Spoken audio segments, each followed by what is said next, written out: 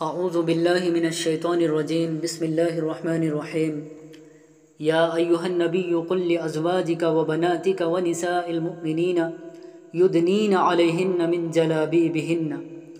اے نبی پاک صلی اللہ علیہ وسلم، آپ اپنی بیویوں، اپنی بیٹیوں اور مسلمانوں کی عورتوں سے کہہ دیجئے کہ وہ اپنی چادریں اپنے منہ کے اوپر جھکا لیا کریں۔ اس طریقے میں اس بات کی زیادہ توقع ہے کہ وہ پہچان لی جائیں گی تو ان کو ستایا نہیں جائے گا، اور اللہ بہت بخشنے والا بڑا مہربان ہے۔ اس آیت نے واضح فرما دیا کہ پردے کا حکم صرف ازواج مطہرات کے ساتھ مخصوص نہیں ہے، بلکہ تمام مسلمان عورتوں کے لیے ہے۔ انہیں حکم دیا گیا ہے کہ جب وہ کسی ضرورت کے لیے گھر سے باہر نکلیں تو اپنی چادروں کو اپنے چہرے پر جھکا کر انہیں چھپا لیا کریں۔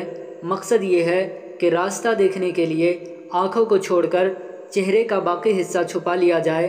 اس کی صورت یہ بھی ممکن ہے کہ جس چادر سے پورا جسم ڈھکا ہوا ہے اس کو چہرے پر اس طرح لپیٹ لیا جائے کہ آنکھوں کے سوا باقی چہرے نظر نہ آئے، اور یہ بھی ممکن ہے کہ چہرے پر الگ سے نقاب ڈال لیا جائے۔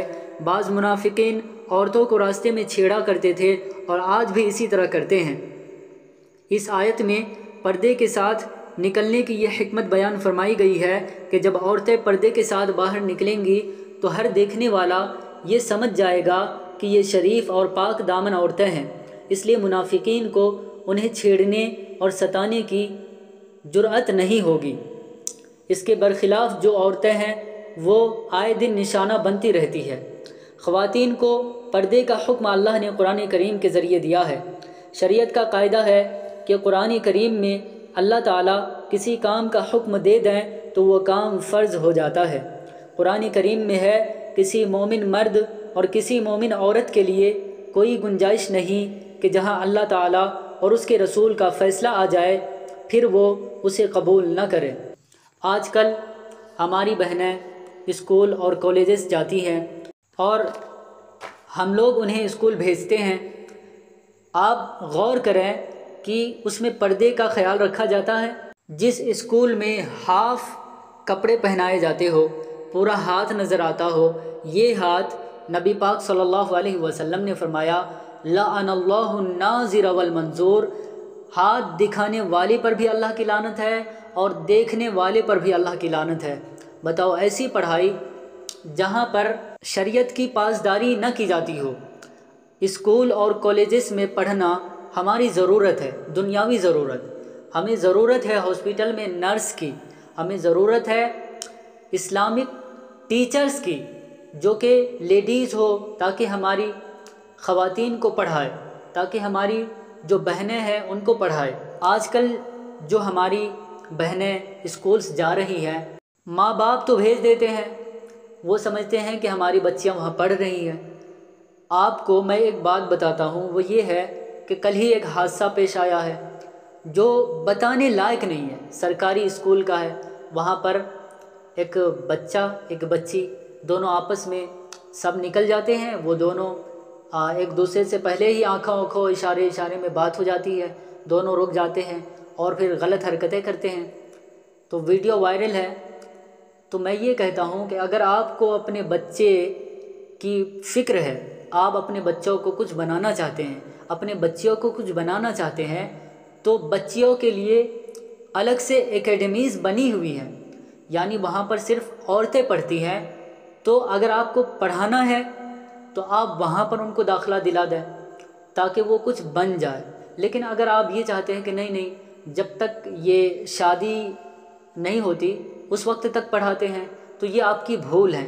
دیکھیں، اس وقت تک نہ پڑھائیں، کچھ ان کو مہلت دیں کہ آپ اپنے گھر میں ان کو نماز روزہ سکھا دیں، نماز روزہ پڑھنے میں تلقین کر دیں، قرآن کریم کی تلاوت سنیں صبح شام ان سے۔ اور دوسری بات یہ ہے کہ وہاں پر جا کر انسان 10 بجے جاتا ہے اور 3 بجے واپس آتا ہے، بیچ میں ظہر کی نماز ہے، بتاؤ ظہر کی نماز کو قضا کروا دیتا ہے۔ ایسی پڑھائی، لعنت والی پڑھائی جو خدا کے حکم سے بغاوت کر رہی ہے، اس پڑھائی کو لے کر ہم کیا کریں گے؟ ایک دن تو آخر ہمیں مر جانا ہے نا، عورتوں سے ہمیں نوکری تو کروانی نہیں ہے۔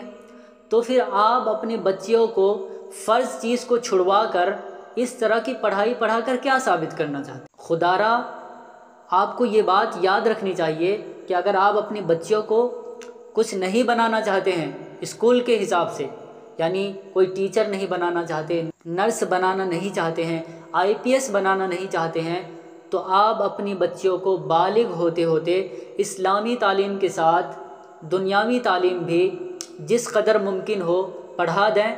बालिग होने के बाद आप अपनी बच्चियों को घर में नमाज का हुक्म दें और कहें कि अब तुम नमाज सीखो, अब नमाज की आदत अभी से डाल लो। खुदारा अपनी बच्चियों को नमाज की आदत डलवाएं। आजकल उम्मत मुस्लिमा को अच्छे लोगों की बहुत ज़रूरत है। जब औरतें इस कदर बिगड़ चुकी हैं तो उनसे पैदा होने वाले बच्चे फिर कैसे नेक हो सकते हैं। इसलिए अच्छे लोगों की ज़रूरत है। माँ बाप से यही गुजारिश है कि आप अपने बच्चों को बचपन से अच्छी तरबियत करेंगे तो वो बड़े होकर अच्छी तरबियत करने वाले बनेंगे अपने बच्चों के, तो उम्मत को नेक लोग मिलेंगे, उम्मत की फ़िक्र करने वाले, दर्द दिल रखने वाले लोग मिलेंगे। इसलिए आपसे यही गुजारिश है कि आपकी बच्ची अगर बालिग हो चुकी हैं, इस कदर पर्दा के लायक हो गई हैं, तो अगर बाज़ार जाना है तो फिर तो पूरा चेहरा ही छुपा कर जाना है। और स्कूल कॉलेजेस जो आजकल के हैं जहाँ पर मर्द औरत एक साथ पढ़ते हैं, और स्कूल भी सरकारी है, सरकारी स्कूल में कौन सी पढ़ाई होती है भाई? तो आप क्यों भेजते हैं उनको? सिवाय बिगड़ने के और कोई चारा नहीं है। इंसान जब बड़ा हो जाता है तो तीसरा ख्याल इंसान को खुद ब खुद आ जाता है। यानी सामने अगर बिरयानी हो तो आदमी को जी तो करेगा ना, अगर वो भूखा है तो जी करेगा। इसी तरह जब आप मर्द औरत को एक साथ देखेंगे तो नज़रों में तो एक दूसरे को देखेंगे। ये देखना भी गुनाह है बल्कि ज़िना है। इसलिए मैं बच्चियों के माँ बाप से यही गुजारिश करूँगा कि बालिग होते होते आप अपनी बच्चियों को इस्लामी और फिर दुनियावी तालीम जितना दे सकते हैं दे दें। और अगर आप उनको कुछ बनाना चाहते हैं, अल्लाह ने आपको हैसियत दी है, तो आप उनको इस्लामिक एकेडमीज़ में दाखिल कराएं जहाँ पर पर्दे का भी ख्याल रखा जाता हो, जहाँ नमाज भी पाबंदी से पढ़ी जाती हो, जहाँ पर नमाज वक्त से होती हो, तो आप वहाँ भेजें। लेकिन अगर आपको कोई इस तरह की पढ़ाई उन्हें नहीं पढ़ानी तो आप फिर उनको भेजना ही बंद कर दें। जब वो बालिग हो जाए तो घर में बाप हुक्म दे कि अब तुम्हें यहाँ नमाज़ पढ़ना है, नमाज का माहौल सजाना है।